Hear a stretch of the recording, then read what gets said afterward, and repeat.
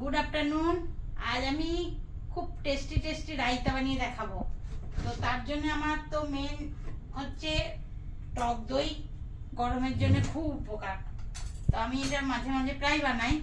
গরমে পারলে ডেলি খাওয়ার চেষ্টা করবেন, খুব ভালো জিনিস। তো আমি তার মধ্যে দেবো এই যে পেঁয়াজ কুচি কুচি করে রেখেছি, শসাকে ঘষে নিয়েছি ভালো করে, কচকচ করে নিয়েছি, একটা কাঁচা লঙ্কা দিয়েছি আর ধনে পাতা। তো আমি প্রথমে দই নিয়ে নেবো। প্রায় এটা আমার 500 দই আছে, তো আমি 250 দইয়ের মতো নিয়ে নেবো।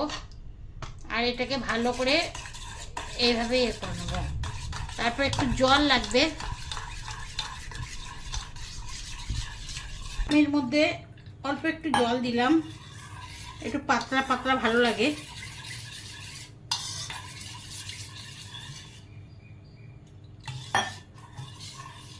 এইভাবে জল দিলাম। তার মধ্যে আমি এর মধ্যে বিট লবণ দেবো। বিট লবণটা খুব ভালো হজমের জন্যে, টেস্ট অনুসারে বিট লবণ দিলাম। এর মধ্যে আমি দেবো, এইগুলো দিয়ে দেবো সব একে একে। শসা, কাঁচা লঙ্কা, পেঁয়াজ, ধনে পাতা, আপনারা চাইলে পুদিনা পাতাও দিতে পারেন, খুব ভালো পেটের জন্য, হজমের জন্যে। আর দেবো আমি এর মধ্যে জিরে ভাজা গুঁড়ি করে রেখে দিই আমি, এটা একটু দেবো।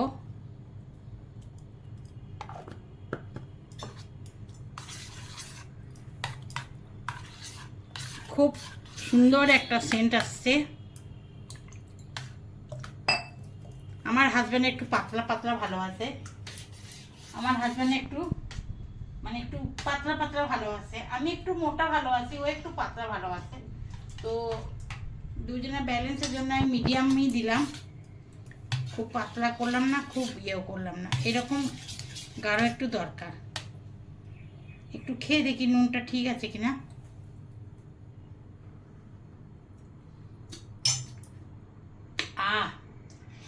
मन में शांति हो गया, मज़ा आ गया, খুবই টেস্টি, দারুণ লাগছে।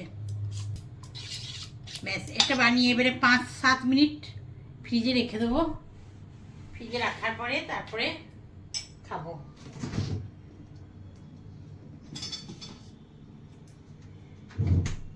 তো চলুন আমি আর একটা জিনিস দেখাচ্ছি, আমি কি কি রান্না করেছি গরম।